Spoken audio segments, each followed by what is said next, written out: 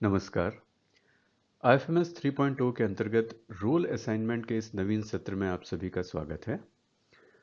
Role assignment को लेकर कुछ डिपार्टमेंट्स और या कुछ यूज़र्स की कुछ क्वेरीज रही हैं जिन्हें इस सत्र में क्लैरिफाई किया जाएगा।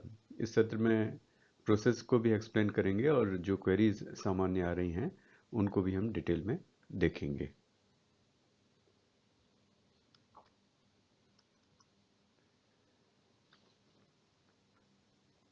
अभी हम HOD और AD के रोल असाइनमेंट को लेकर जो वर्तमान में प्रक्रिया अपनाई जा रही है उस पे एक क्लैरिफिकेशन है।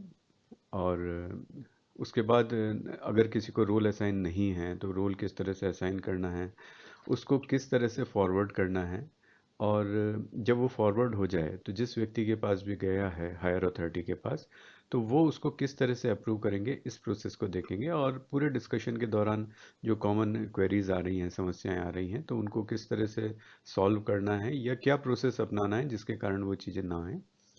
प्लस एक पावर डेलीगेशन से है कि अगर कोई HOD या AD हैं और वो चाहते हैं कि उनका कोई सबॉर्डिनेट को सेम पावर्स दे दी जाएं ताकि वो उसके उनकी जगह अप्रूवल कर सके, तो उसकी क्या प्रोसेस है, किस तरह की व्यवस्था IFMS 3.0 के रोल असाइनमेंट मॉड्यूल के अंदर है, उसको इस डिटेल में देखेंगे। तो सबसे पहले HOD और AD के रोल असाइनमेंट के लिए अभी जो व्यवस्था है वो इस तरह से की गई है कि IFMS 2.0 में जो व्यक्ति HOD या AD हैं उन्हें उनकी सिस्टम में उपलब्ध SSO ID और एम्प्लॉय ID के आधार पर, जो दूसरे सिस्टम्स के अंदर उनकी SSO ID और एम्प्लॉय ID पहले से अवेलेबल है, उसके आधार पर सिस्टम द्वारा स्वतः ही HOD या HOD का जो AD का रोल है वो इनको असाइन कर दिया गया है। अगर वो पहले वाले सिस्टम में HOD हैं तो उनको यहाँ पर HOD का रोल ऑटोमेटिक असाइन कर दिया गया है। जब वो लॉगिन करेंगे तो उनको एज ए HOD का रोल मिलेगा, है ना। तो उसके लिए उनको पृथक से अलग से कोई रोल असाइनमेंट के लिए रिक्वेस्ट करने की आवश्यकता नहीं है। पर यदि उनको लॉगिन करने के बाद उनको HOD का रोल नहीं मिल रहा है तो वो नए रोल के लिए रिक्वेस्ट कर लें। तो एक बार देख लें, क्योंकि सिस्टम द्वारा पहले से ली गई हैं, हो सकता है कोई चीज़ रह गई हो या बीच के अंदर उनका रोल चेंज हो गया हो, इसलिए वो जब लॉगिन करें अगर उनको सिस्टम के ऊपर आ रहा है कि उनको कोई रोल असाइन नहीं है तो वे नए रोल के लिए रिक्वेस्ट करते हैं। तो इस प्रोसेस से हम यहाँ से अभी शुरू करेंगे कि नया रोल अगर किसी को नहीं मिला है तो किस तरह से उसको रिक्वेस्ट करनी है। अब इस प्रोसेस को देखते हैं। मैं यहाँ लॉगिन करता हूँ।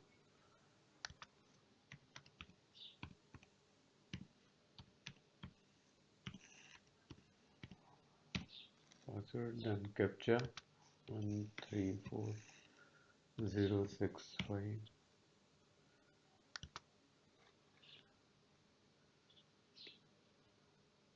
उपयोगकर्ता का पासवर्ड सही नहीं है।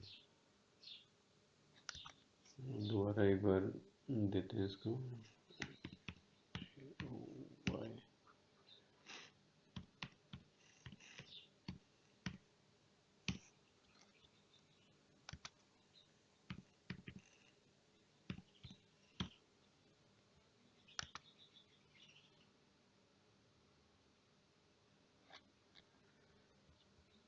यहाँ आ गया, इसको ओके किया, IFMS पे गए, सेलेक्ट किया। अब हम यहाँ देख रहे हैं कि ये पर्टिकुलर यूज़र है और इसके बजट मैनेजमेंट पे क्लिक किया। अब यहाँ आ रहा है role is not assigned yet, kindly request for the role assignment. तो ये वो यूज़र हैं जिनके पास अभी तक कोई रोल नहीं मिला है इनको। तो यहाँ ओके कर देते हैं। बजट मैनेजमेंट सेलेक्ट किया।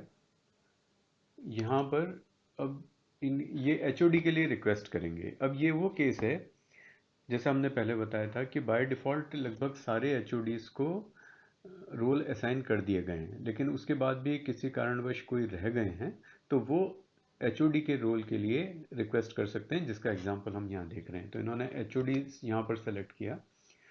अब आ रहा है डिपार्टमेंट सेलेक्ट किया, किस डिपार्टमेंट के लिए है, और ये यहाँ पर सपोज मैं यहाँ पेंशन सेलेक्ट करता हूँ, ये रहा pension welfare department, pension and pensioners welfare department, and just save कर दिया इसको। ओके, तो डेटा सेव्ड सक्सेसफुली का मैसेज आ गया यहाँ पर। अब यहाँ सेंट में हमें 2 रिक्वेस्ट दिख रही हैं। ओके, 2 रिक्वेस्ट, एक शायद उन्होंने पहले इसके अंदर एंट्री करी होगी, है ना, तो सेंट रिक्वेस्ट ऑलरेडी जा चुकी है एक इसी के लिए, और दूसरा ये सेलेक्ट रोल। पहले ये सेंट रिक्वेस्ट के समय सेलेक्ट रोल नहीं आया होगा, उसका कारण ये था, इसको हमें इग्नोर कर देना है। अब मैं यहाँ पे सेलेक्ट रोल को क्लिक करता हूँ कि ये भेजना किसको है, भेजना किसको है, तो यहाँ पूरी लिस्ट आ रही है कि आपको किसको भेजना है। ये सारे एडमिनिस्ट्रेटिव डिपार्टमेंट्स जो हैं उनकी यहाँ पर में लिस्ट आ रही है इस समय। सपोज ये आपके इन्होंने सेलेक्ट किया कि वेद प्रकाश गुप्ता जी जो इनके एडमिनिस्ट्रेटिव हेड हैं उनको इनको भेजना है, ये यहाँ सेलेक्ट कर लेंगे इसको। पहले जब ये रिक्वेस्ट भेजी होगी, अगर यहाँ पे कोई भी ऑप्शन नहीं आ रहा है सेलेक्ट रोल के अंदर, इसका मतलब यह है कि अभी तक आपके एडमिनिस्ट्रेटिव डिपार्टमेंट ने, या जो भी एसएसओ आईडी है जो एडमिनिस्ट्रेटिव डिपार्टमेंट के हेड हैं, उन्होंने अभी तक आईएफएमएस पर अपने आप को एज ए एडी रजिस्टर्ड नहीं किया है। तो यदि आपको इस सेलेक्ट रोल में इस लिस्ट के अंदर उन व्यक्ति का नाम एसएसओ आईडी नहीं दिख रही है जिनको आपको फॉरवर्ड करना है, तो पहले आपको उनको रिक्वेस्ट करना पड़ेगा कि kindly register on the IFMS as AD, तब ये नाम उनको दिखने लगेगा। अब यहाँ से ये रिक्वेस्ट को यहाँ से सेंड कर देंगे, सेंड रिक्वेस्ट। सेंड रिक्वेस्ट किसको गई है, जो अभी आपने सेलेक्ट किया है ना, ये मैंने यहाँ से सेंड रिक्वेस्ट कर दिया है ना, रिक्वेस्ट सेंड सक्सेसफुली।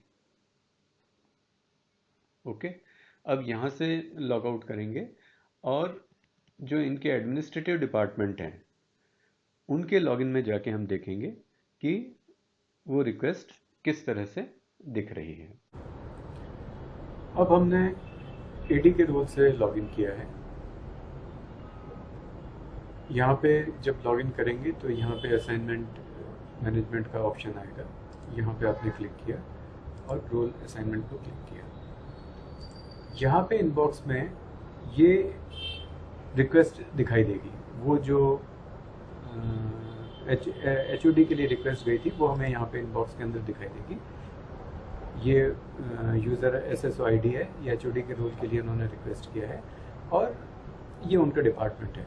तो एज ए एडी जब भी आप लॉगिन करें तो आपको इनबॉक्स देखें, इनबॉक्स के अंदर जितनी भी रिक्वेस्ट दिख रही हैं, अगर ये व्यक्ति आपको लग रहा है कि सही है तो यहाँ से उनको अप्रूव कर देना है। तो ये just click approve, request updated successfully. Okay,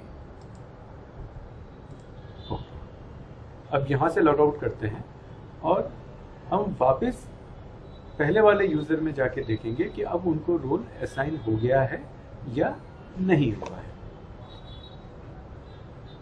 यहाँ से लॉग आउट। अब हमने वापस उस यूज़र से लॉगिन किया है जिन्होंने शुरू में एचओडी के लिए रिक्वेस्ट किया था, इनकी रिक्वेस्ट अप्रूव हो गई है और ये हमें दिखेगा एज ए एचओडी अगर हैं तो यहाँ असाइनमेंट मैनेजमेंट का ये ऑप्शन अवेलेबल होगा और जैसे बजट मैनेजमेंट को क्लिक करते हैं तो ये ऑप्शन दिख जाएगा, है ना। यहाँ पे इनको रोल असाइन हो गया है एचओडी का और ये एचओडी का क्लिक करेंगे और एज ए एचओडी वर्क कर सकते हैं। एक अगर नए असाइनमेंट के लिए सपोज ये एचओडी हैं और या किसी कोई भी एडी हो और वो अपने रोल को, अपनी पावर्स को डेलीगेट करना चाहते हैं, तो क्या करना पड़ेगा। मान लो कोई नया यूज़र लॉगिन करेगा, यूज़र लॉगिन करके और यहाँ पे बजट मैनेजमेंट पे आया तो वो यहाँ एज ए स्टाफ सेलेक्ट कर दें। स्टाफ सेलेक्ट करने के बाद ये पावर डेलीगेशन के लिए समझा रहा कि अगर कोई यूज़र आते हैं और वो यहाँ पे स्टाफ सेलेक्ट करें और सपोज वो डिपार्टमेंट सेलेक्ट यहाँ पे करते हैं, डिपार्टमेंट उन्होंने सेलेक्ट करेंगे, किस डिपार्टमेंट का है वो सेलेक्ट कर लिया। अभी सारे डिपार्टमेंट के आ रहे हैं, जैसे मान लो उन्होंने पेंशन डिपार्टमेंट सेलेक्ट कर लिया या यहाँ कर दिया और अगर सेव करते हैं तो इनके एचओडी के पास ये रिक्वेस्ट चली जाएगी वो अगर इसको अप्रूव कर देते हैं तो वो एज ए HOD उस पर्टिकुलर डिपार्टमेंट के लिए ऑन बिहाफ ऑफ HOD काम कर सकते हैं। तो फर्दर कोई जब रिक्वेस्ट फॉरवर्ड करेगा तो HOD को ना भेज के इस पर्टिकुलर यूज़र को जब भेज देंगे तो वो उनकी रिक्वेस्ट को फॉरवर्ड कर सकते हैं। तो ये डेलीगेट करने का एक प्रोसेस है, मैंने इसी में इसको समझा दिया है। सपोज जैसे ये यूज़र है, इनकी जगह कोई नया यूज़र लॉगिन करता है और वो कहता है कि मैं एज ए स्टाफ इस डिपार्टमेंट के लिए काम करना चाह रहा हूँ ऑन बिहाफ ऑफ HOD, और HOD उसको अप्रूव कर देते हैं तो वो उसकी जगह काम कर सकता है। तो ये इस पूरे प्रोसेस को हमने एक्सप्लेन किया। इसमें अभी कई सारे इश्यूज ये भी आ रहे हैं, देखने के अंदर आए हैं कि मल्टीपल SSO IDs आ रही हैं। कहने का मतलब ये है कि एम्प्लॉय ID तो सेम है पर SSO ID 2 हैं उनके पास। सिस्टम ने इस समय वो सारी SSO IDs जो पहले से अवेलेबल थी एम्प्लॉय ID के साथ अलग अलग सिस्टम्स में, उनको लेके बाय डिफ़ॉल्ट उनको HOD या AD का रोल डिफाइन कर दिया है। लेकिन अगर आपने अपने HOD को फॉरवर्ड किया है और उनके लॉगिन में वो रिक्वेस्ट नहीं दिख रही है तो एक संभावना ये है, क्योंकि 1-2 केसेस आए थे कि वो कोई डिफरेंट SSO ID को यूज़ कर रहे हैं। तो एक बार ये भी चेक कर लें कि जिस SSO ID के ऊपर आपने अपनी रिक्वेस्ट को फॉरवर्ड किया है क्या वो उसी SSO ID को यूज़ कर रहे हैं क्या। अगर ऐसा नहीं कर रहे हैं तो इंटीमेट करें ताकि उनकी पुरानी या नई जिसको भी वो चाहते हैं उसको डिसेबल कर दिया जाए, डीअसाइन कर दिया जाए, ताकि जो एक्चुअल SSO ID है जिसके ऊपर वो काम करना चाहते हैं वो एक्टिवेट रह सके और वो उसको यूज़ करते हुए आगे फर्दर अप्रूव कर सके। तो इस सेशन में इतना ही। Thank you.